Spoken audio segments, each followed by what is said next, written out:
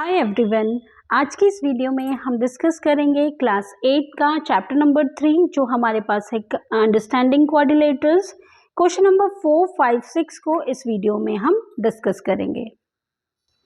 Start करते हैं question number 4 से। क्वेश्चन नंबर 4 हमारे पास है draw a rough figure of a quadrilateral that is not a parallelogram but has exactly two opposite angles of equal measures.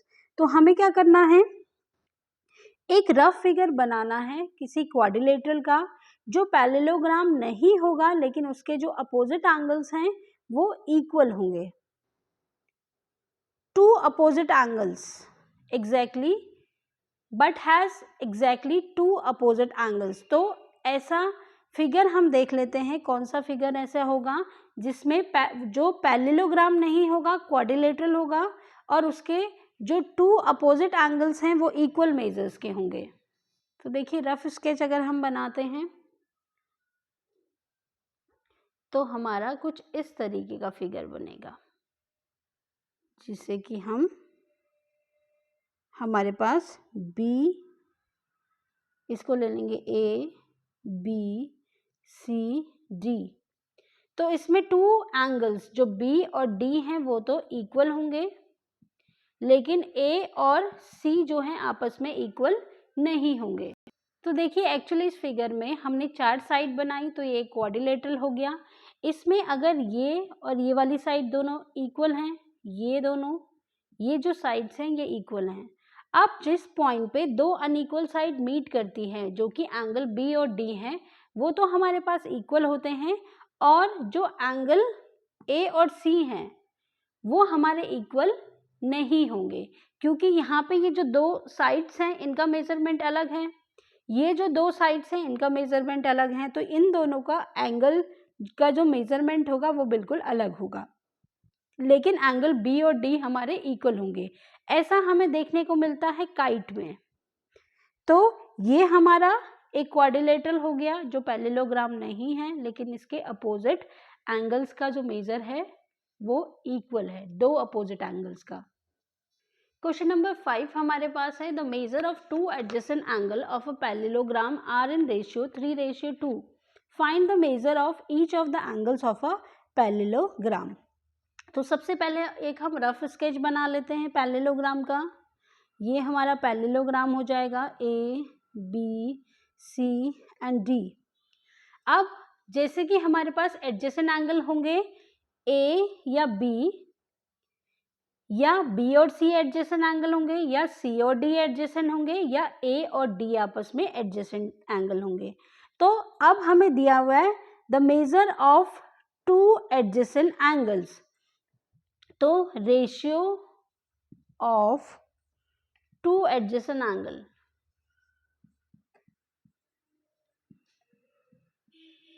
Is equal to 3:2। अब हम लिख लेते हैं कि लेट एंगल A और एंगल B हमें दे रखा है, एंगल A और B का रेशियो हमें दे रखा है, ये हमें दे रखा है 3:2।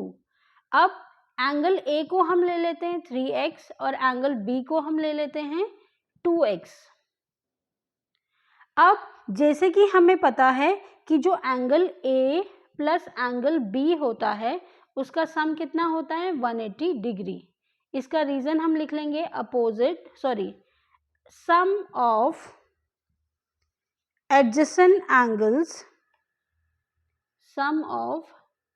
adjacent angles of parallelogram।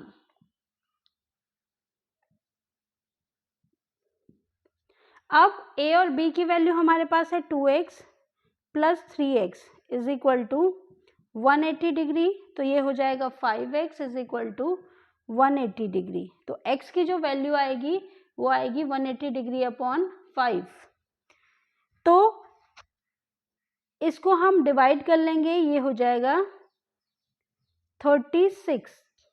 तो x की वैल्यू आई 36, तो एंगल A जो कि 3x था वो हो जाएगा हमारे पास 3 × 36 डिग्री, ये होगा 108 डिग्री एंगल A। और एंगल B जो हमारे पास 2x था ये होगा हमारे पास 2 × 36, दिस इज 70 2 डिग्री। तो ये हमारी एंगल ए और बी की वैल्यू आ गई। अब जैसे कि हमें पता है कि एंगल ए और सी, ए हमारा कितना आया 108 और बी हमारे पास आया 72 डिग्री। अब हमें पता है कि opposite angles of a parallelogram are equal, तो ए हमारे पास 180 डिग्री है तो सी भी कितना होगा 180 डिग्री। अब बी के अपोजिट डी है तो डी की वैल्यू भी होगी 72 डिग्री, क्योंकि अपोजिट एंगल्स जैसे कि हमें पता है opposite side and opposite angles of a parallelogram are equal. तो ये हमारे आ गए चारों एंगल्स।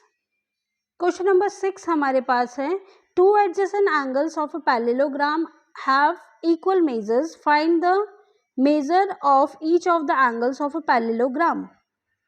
तो हमें बोला है जो पैरेललोग्राम हमें दिया है उसमें जो एडजेसेंट एंगल्स हैं वो इक्वल है। जैसे कि हम पैरेललोग्राम बना लें पहले, और एडजेसेंट एंगल हमारे पास ए और बी हैं, या हम बोल सकते हैं बी और सी है, या हम बोल सकते हैं डी और सी है, या ए और डी है। एडजेसेंट एंगल वो होते हैं जिनमें वन आर्म कॉमन होगी। तो अभी हम ले लेंगे ए और बी को एडजेसेंट एंगल।